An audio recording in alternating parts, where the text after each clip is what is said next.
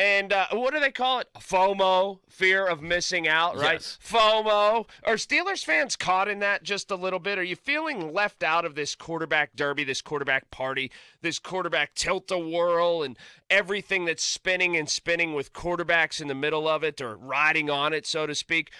First, let's hear from Mitchell Trubisky. He went from Mitchell to Mitch at some point in his career, by the way. Dorset, all of that. But anyway. Wasn't he Mitch in college to begin with? Then he went to Mitchell, then he went Mitchell, and then he went back to Mitch. Because he wanted to be taken seriously. I guess. I'm going to be the second overall pick. I need to be taken seriously. But he did talk about some things involving the Steelers. What comes to mind when I say the Pittsburgh Steelers? Pittsburgh Steelers, I think just like a legendary franchise. Like you think of the black and gold. You think of Coach Mike Tomlin, Ben Roethlisberger slinging it around. But the black and gold is just like legendary colors, a great historical franchise for the NFL. And Pittsburgh's pretty close to home for me, being from Cleveland. So that would be pretty cool. But you think of the AFC North, tough division, a lot of great quarterbacks, just hard-nosed football in the AFC North. So I got a lot of respect for Coach Tomlin and that great defense they got up there. And there wouldn't be any issues growing up in Cleveland and then playing for Pittsburgh? I think it'd be hard to get a lot of my family members to switch into those colors, but I've been doing it just fine. That's Trubisky from Adam Schefter's podcast there. So he's one of those guys that's on this tilt-a-whirl, that's on this whole ride, right? This quarterback derby, if you will. Wentz goes from Washington to Indy in a trade. Big Russ, he heads a little bit to the east from Seattle to Denver, still stays where it snows. And Aaron Rodgers tells everybody he wants to go somewhere and doesn't go anywhere, and that's in Green Bay. And the Steelers have, well, they've got Mason Rudolph throwing on Instagram somewhere where it's nice out. Mm-hmm. They're not on that ride. Is this something to where the Steelers fans want to be on that ride because they want a better quarterback and they want that situation, they want the organization to get better and they're not good enough at quarterback? Or is there a danger in careful what you wish for? I've been going back and forth with this a little bit. I think there is a little bit of the FOMO that you mentioned because people see things happening. They're like, oh, what's our team going to do?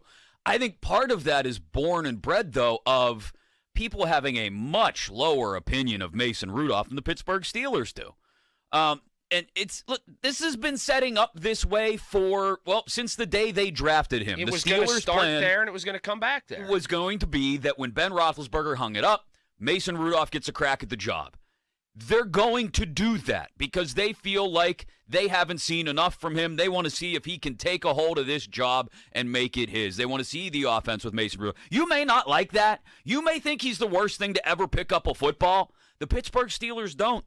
They think that at the very least, they want to see what is in there with a full-fledged Matt Canada offense. And so they're going to go that direction. I understand why people are like, well, but this or that.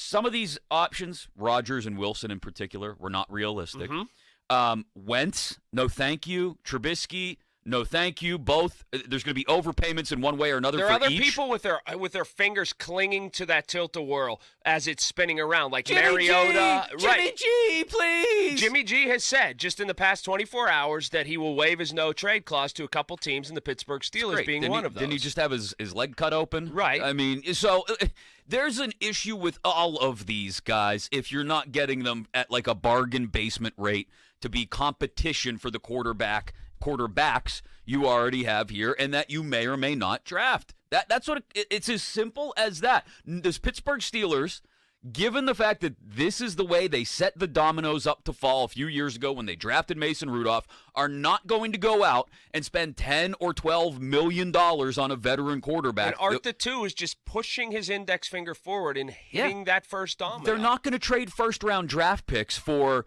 whether it's Rodgers or Wilson. We saw those aren't going to happen. Or Wentz. It's not going to happen. And I wouldn't want them to be quite honest. Now, I'm going to paraphrase. And by the way, you can text us, Edgar Snyder and Associates fan. Text line 412-928-9370. Edgar Snyder and Associates reminds you to text responsibly.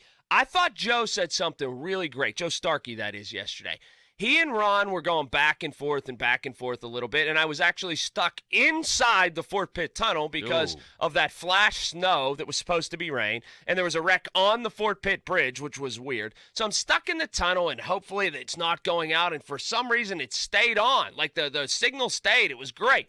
And I'm listening to Joe, and again, I'm paraphrasing here, but he said, don't tell me that the Pittsburgh Steelers can't get involved and go for a shot here at a quarterback.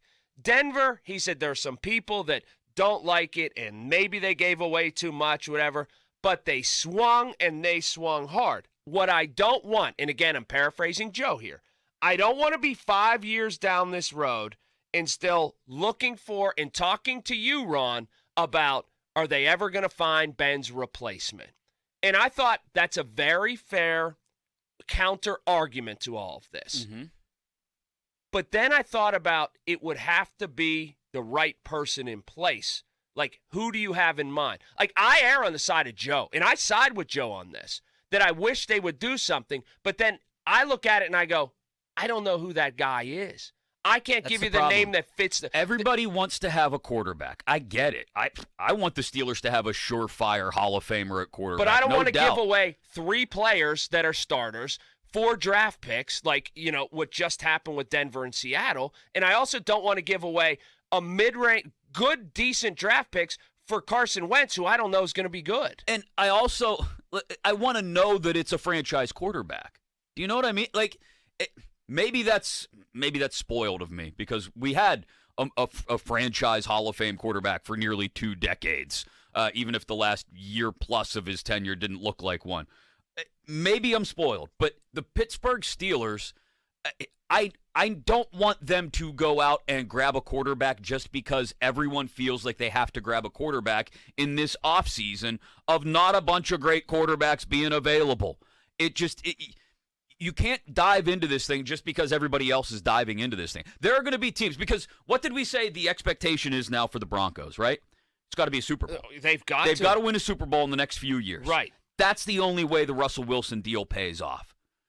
Is there anybody out there right now, aside from Rodgers, even with Rodgers and Wilson, are the Pittsburgh Steelers a quarterback away from winning a Super Bowl? No, they're not. So why would you make a move that sets you up for the expectation of Super Bowl or bust, or else the move is a failure? It just doesn't make any sense. It doesn't compute. Just because everybody else is out on the dance floor, you need to be out on the dance floor too? And that's the fear of missing out. I think that people see that, and they want to get involved. They want their team to get in this derby, but it's just not the practical reality, and it doesn't make sense. And we get a text here, and I side here. I'm here.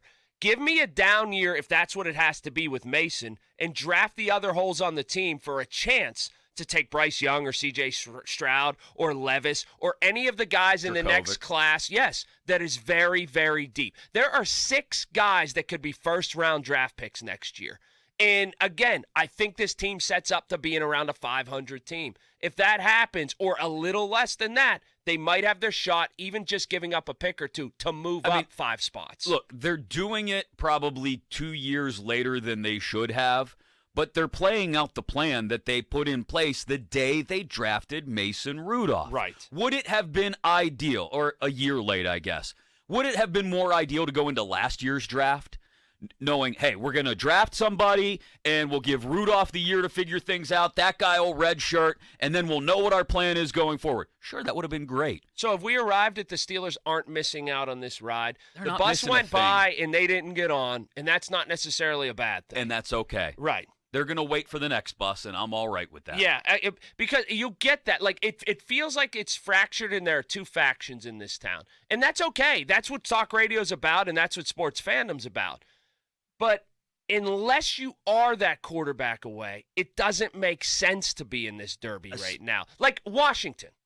Does it make sense for Washington? Are they Carson Wentz away? It's a terrible idea. I agree what they to that. gave up for Carson freaking Wentz? Are you kidding me? It depletes them.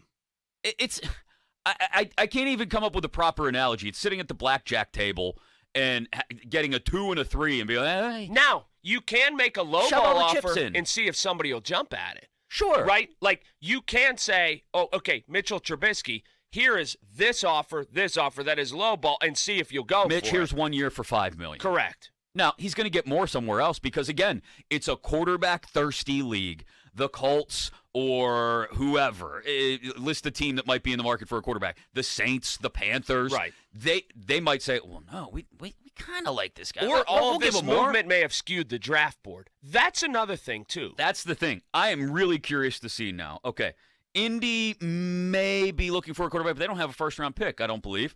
The Saints are a couple picks in front of the Steelers. They obviously would be looking for a quarterback. Malik Willis isn't going to Washington anymore. Nope. You take Washington off the list. We don't know about Carolina still. You look at the mock drafts that I've looked at in the last 48 hours, they've all got a quarterback sliding to the Steelers. Most likely Malik Willis. It's Kenny Pickett maybe going to New Orleans and then Willis to Pittsburgh. Now, those are just mock drafts, and that's all they are, I understand. But that gives you an indication that we've gone from, with all this quarterback shuffling, and there's still more to come, with all this quarterback shuffling going on, that all of a sudden the needs of the 19 teams or the 19 picks in front of the Pittsburgh Steelers have changed, and it's not out of the realm of possibility that Willis or Pickett slides to 20. Under center for your Pittsburgh Steelers on opening day, welcome Sam Howell, rookie, North Carolina. Could happen. Could happen. I'm telling you. Pickett or Willis at 20 is a tempting proposition for me. I don't know if anybody else in this quarterback class is, but one of those two is a tempting proposition.